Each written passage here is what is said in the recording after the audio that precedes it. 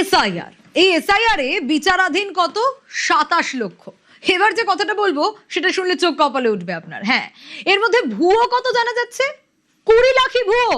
প্রশ্ন উঠছে, প্রায় 60 লক্ষ এসডি তালিকায় ছিলেন।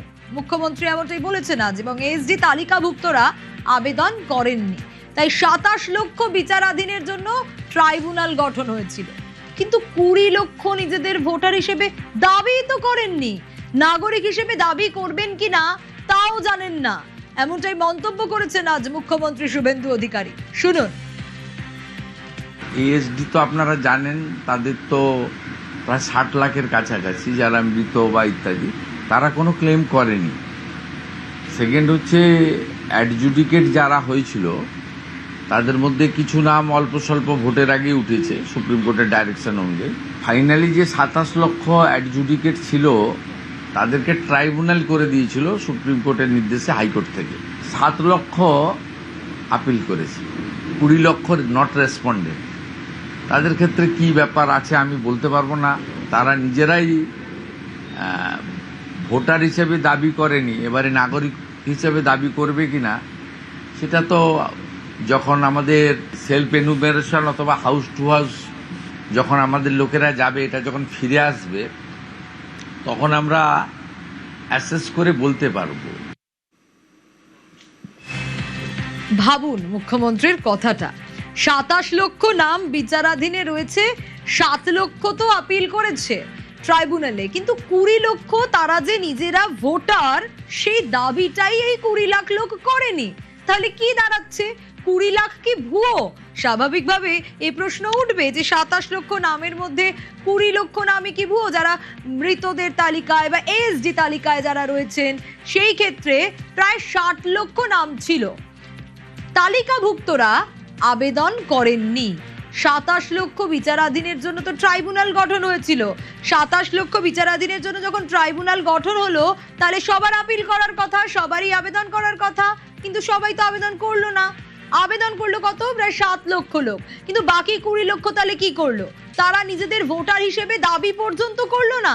স্বাভাবিকভাবে এই প্রশ্ন উঠছে, এবার তারা নাগরিক হিসেবে দাবি করবেন কিনা সেটাও তো জানা নেই। এতগুলো দিন তো পেরিয়ে গেছে, 20 লাখ তাহলে কি ভুয়ো, ফেক?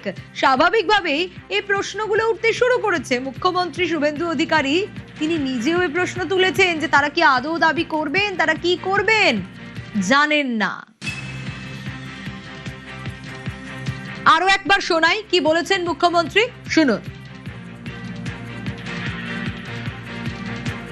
এএসডি তো আপনারা জানেন, তাদের তো প্রায় 60 লাখের কাছাকাছি যারা মৃত বা ইত্যাদি, তারা কোনো ক্লেম করেনি। সেকেন্ড হচ্ছে অ্যাডজুডিকেট যারা হয়েছিল তাদের মধ্যে কিছু নাম অল্প স্বল্প ভোটের আগে উঠেছে সুপ্রিম কোর্টের ডাইরেকশন অনুযায়ী।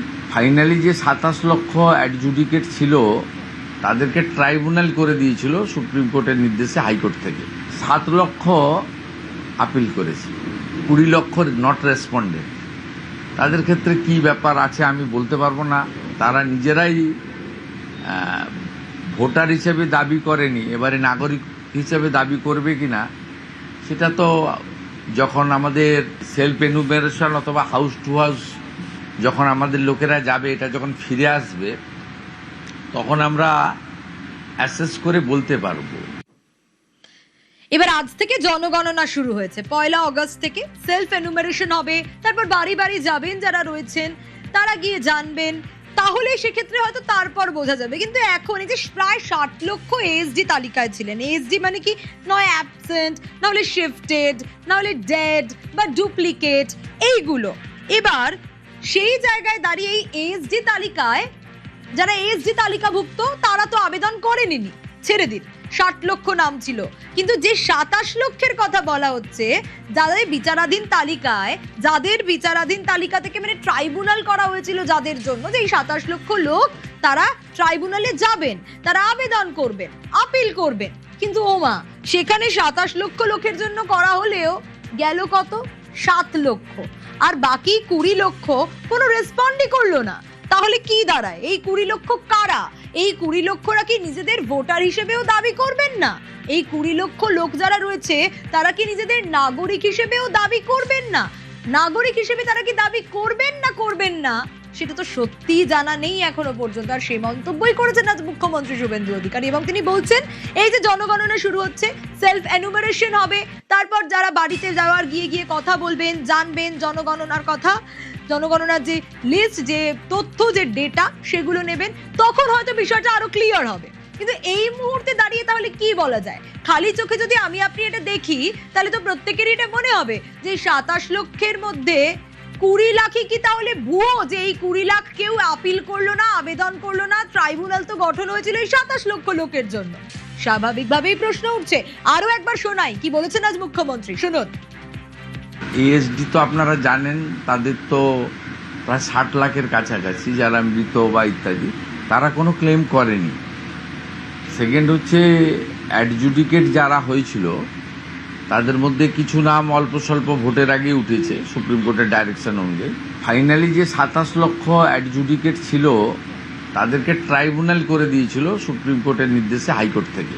7 লক্ষ আপিল করেছে, 20 লক্ষ নট রেসপন্ডেড। তাদের ক্ষেত্রে কি ব্যাপার আছে আমি বলতে পারবো না, তারা নিজেরাই